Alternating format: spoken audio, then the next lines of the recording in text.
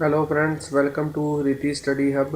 तो आज का जो हमारा टॉपिक है वो है कि कैसे हमने डेटा को डिलीट करना है from M S S S database in A S P dot net using O L E D B connection. O L E D B connection एक ऐसी क्लास है जो हमें फैसिलिटी प्रोवाइड करती है। माइक्रोसॉफ्ट एसेस के साथ हम कनेक्टिविटी करवा सकते हैं अपने ए एस पी डॉट नेट के पेज के थ्रू। तो ये मेरा एक प्रोजेक्ट ऑलरेडी मैंने बना के रखा हुआ है ताकि मैं आपको इसकी पहले वर्किंग बता दूं, बाद में मैं आपको बताऊंगा कि कैसे आपने बड़े ही इजी वे के साथ इसको जो है खुद क्रिएट करना है। तो चलिए एक कस्टमर आईडी सर्च करके देख लेते हैं 115। तो जैसे ही मैं इसको सर्च करूंगा मेरा जो अदर टेक्स्ट बॉक्सेस हैं, अगर तो 115 कस्टमर आईडी डेटाबेस में हुआ तो वो सारा डेटा इसमें रिट्रीव हो जाएगा। तो ये देखिए डेटा मेरा रिट्रीव हो चुका है। तो चलिए इसको डिलीट करके देख लेते हैं। तो ये देखिए मेरे पास आ चुका है कि customer record has been deleted with customer ID 115। तो अब 115 को फिर से सर्च करके देख लेते हैं एक बार। तो ये देखिए क्योंकि डेटा रिकॉर्ड ऑलरेडी डिलीट हो चुका है इसलिए इसने कह दिया है कि record with customer ID not found. तो ये प्रोजेक्ट है हमारा। तो चलिए देखते हैं कैसे हमने ये वाला प्रोजेक्ट जो है आज क्रिएट करना है। तो सबसे पहले मैं इसको स्टॉप कर देता हूँ और इस प्रोजेक्ट को मैं क्लोज़ कर देता हूँ। तो चलिए एक नया नया प्रोजेक्ट जो है वो ऐड कर देते हैं। प्रोजेक्ट, यहाँ पे आप लोकेशन दे सकते हैं अपने प्रोजेक्ट की और यहाँ पे वेब एप्लीकेशन का नेम लिख सकते हैं। मैं ए एस पी डिलीट डेटा ए एस पी डॉट नेट लिख देता हूँ और इसको ओके कर देता हूँ। तो मेरा जो प्रोजेक्ट है वो बन चुका है। तो चलिए इसके अंदर एक वेब फॉर्म ऐड कर लेते हैं, न्यू आइटम, और यहाँ से वेब फॉर्म, और यहाँ पे आप वेब फॉर्म का नेम अपने अकॉर्डिंगली दे सकते हैं मगर मैं डिफ़ॉल्ट नेम ही रहने देता हूँ। और यहाँ से मैं डिज़ाइन के अंदर जाता हूँ। तो सबसे पहले हमने यहाँ पे टूल बॉक्स में से लेबल को इंसर्ट करना है। तो जैसे ही लेबल के ऊपर डबल क्लिक करेंगे ये मेरा जो लेबल है वेब फॉर्म के अंदर आ जाएगा। और इसकी जो टेक्स्ट प्रॉपर्टी है उसको चेंज कर लेते हैं। तो मैं यहाँ पे लिखता हूँ हरिती स्टडी हब। तो ये जस्ट चैनल की प्रमोशन के लिए है, आप अपने अकॉर्डिंगली जो है टेक्स्ट यहाँ पे टाइप कर सकते हैं। तो चलिए इसका जो साइज़ है थोड़ा सा इंक्रीज़ कर देते हैं। तो यहाँ पे मैं लिख देता हूँ delete data from access database using A S P dot net O L E D B connection. तो अब हम इसका डिज़ाइन तैयार करना है अपने वेब फॉर्म का। तो सबसे पहले एक टेबल को इंसर्ट करते हैं। यहाँ पे 5 रोज होंगी और 2 कॉलम होंगे। इसको ओके कर देते हैं। तो चलिए इसको थोड़ा सा ड्रैग कर देते हैं यहाँ पे और इसको नीचे की ओर ड्रैग कर देते हैं और यहाँ पे लिख देते हैं कस्टमर आईडी और यहाँ पे लिख देते हैं कस्टमर नेम। यहाँ पे लिख देते हैं सिटी, क्योंकि ये वाले कॉलम जो है मैंने एसएस के डेटाबेस के अंदर यूज़ किए हैं। कॉन्टैक्ट, तो इसको थोड़ा सा ऐसे कर देते हैं। तो सबसे पहले मैं यहाँ पे एक टेक्स्ट बॉक्स को इंसर्ट करूँगा। इसके ऊपर डबल क्लिक करते हैं। तो ये मेरा टेक्स्ट बॉक्स आ चुका है। तो चलिए यहाँ पे एक बटन इंसर्ट कर देते हैं। तो बटन का जो नेम है वो मैं रख देता हूँ सर्च। तो यहाँ पे एक टूल बॉक्स में से एक लेबल इंसर्ट करते हैं। तो लेबल जस्ट सर्च वाला मैसेज प्रिंट करवाने के लिए है, इसलिए इसका जो टेक्स्ट है वो ब्लैंक कर देते हैं। अब यहाँ से इसको कॉपी करना है और यहाँ पे हमने पेस्ट कर देना है।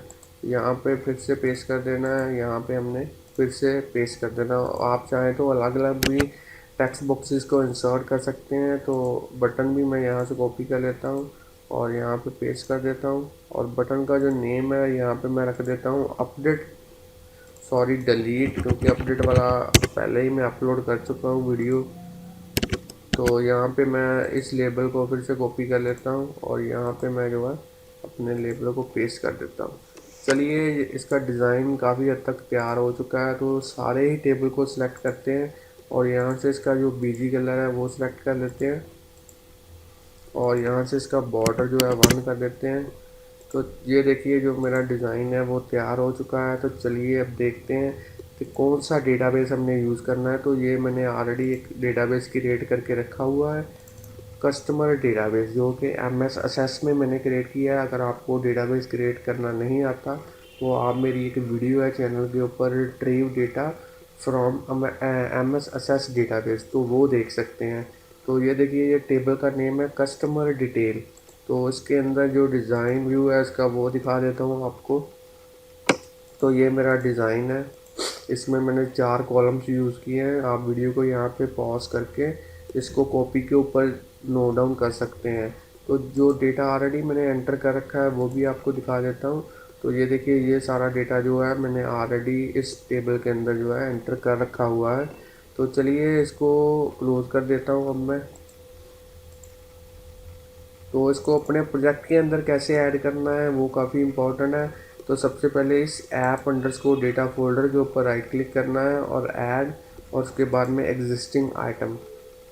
तो यहाँ से हम वो वाला जो डेटाबेस है जो हमने एसएस के अंदर क्रिएट किया है उसको ब्राउज़ करेंगे।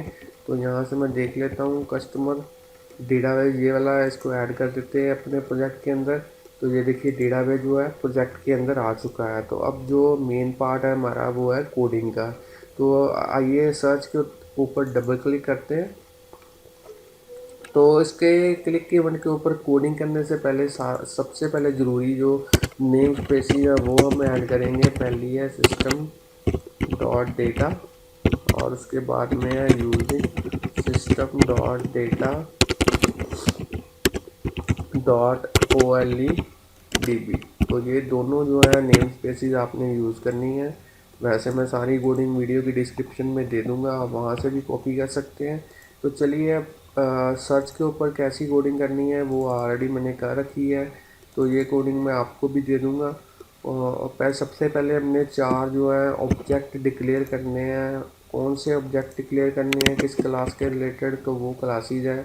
एक है OLEDB कनेक्शन, एक है OLEDB डेटा अडेप्टर, एक है OLEDB कमांड और फोर्थ वाली है डेटा सेट। तो ये चारों ही जो है ऐसी क्लासेस हैं जो हमें डेटाबेस के साथ कनेक्टिविटी प्रोवाइड करती है। हम डेटाबेस के SQL कमांड भेज सकते हैं, वहाँ से जो डेटा रिट्रीव हुआ है उसको सेव कर सकते हैं। तो ये चारों 3-4 चीज़ें हैं जो इन्हीं क्लासेस के अंदर हमें मिलती हैं। तो चलिए इसकी अब कोडिंग कर लेते हैं सर्च बटन की। तो कोडिंग भी ऑलरेडी मैंने कर रखी हुई है, तो ये कोडिंग आपको मैं वीडियो की डिस्क्रिप्शन में दे दूँगा। आप चाहें तो जो कोडिंग है यहाँ से वीडियो को पॉज करके इसको नोट डाउन कर सकते हैं। जस्ट ये देखिए जो प्रोवाइडर आपने यूज़ करना है वो असेस के लिए ये वाला है। डेटा सोर्स में मैंने सर्वर डॉट मैप पाथ इसलिए यूज़ किया है क्योंकि वो अपने आप ही फाइंड आउट कर लेगा कि डेटा जो हमारा प्रोजेक्ट है किस लोकेशन के ऊपर सेव है, और उसके आगे ऐप अंडरस्कोर डेटा में जाएगा और फिर ये वाला जो डेटाबेस है वहाँ से असेस कर लेगा। तो इसको मैंने ओपन कर दिया और फिर मैंने कमांड यूज़ की है select star from customer detail where customer ID किसके इक्वल हो वो वाला ही रिकॉर्ड मेरा रिट्रीव हो जो टेक्स्ट बॉक्स 1 के अंदर हम एंटर करेंगे। और फिर मैंने डेटा अडेप्टर के थ्रू DS को फिल कर दिया है और फिर मैंने चेक करवाया है कि अगर जो रोज़ हैं वो 1 के बराबर हैं या 1 से ज़्यादा है, इसका मतलब रो रिट्रीव हुई है। तो रो जो रिट्रीव हुई है उसका डेटा जो है हम टेक्स्ट बॉक्स 2 में डाल देंगे और सिटी का डेटा टेक्स्ट बॉक्स 3 में डाल देंगे और कॉन्टैक्ट का जो डेटा है वो टेक्स्ट बॉक्स 4 में डाल देंगे। और अगर कोई भी रो रिट्रीव नहीं होती तो हम सिंपली कह देंगे कि रिकॉर्ड ही नहीं हमारा फाइंड आउट हुआ। तो ये है हमारी सर्च बटन की कोडिंग। तो चलिए अब जो डिलीट बटन है उसकी कोडिंग भी कर लेते हैं।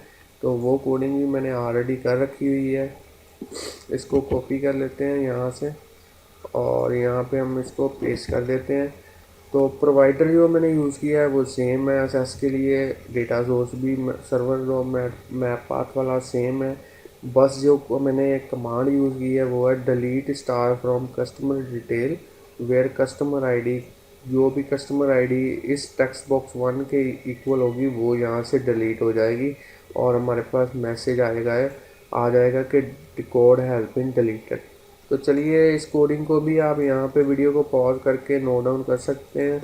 वैसे मैं इसकी कोडिंग भी जो है वो वीडियो की डिस्क्रिप्शन में आपको दे दूँगा एज ए PDF की फ़ाइल। तो मेरा जो प्रोजेक्ट है वो रेडी है फ्रेंड्स स्टूडेंट्स। तो चलिए इसको रन करके देख लेते हैं। तो स्टूडेंट जो मेरा प्रोजेक्ट है रन हो चुका है। तो चलिए यहाँ पे एक रोल नंबर एंटर करके देख लेते हैं 114 और इसको सर्च करके देख लेते हैं। तो ये मेरा 114 के रिगार्डिंग जो डेटा है वो आ चुका है। तो चलिए इसको डिलीट करके देख लेते हैं। तो ये मेरा जो है record has been deleted with customer ID 114 message आ चुका है। एक बार फिर से 114 को सर्च करके देख लेते हैं। तो ये देखिए क्योंकि रिकॉर्ड ऑलरेडी डिलीट हो चुका है इसलिए मैसेज हमारे पास जो प्रिंट हुआ हुआ है record with customer ID not found. तो इस तरह से आप बड़े ही इजी वे के साथ जो है डेटा को डिलीट कर सकते हैं from access database with the help of OLEDP connection in ASP.NET।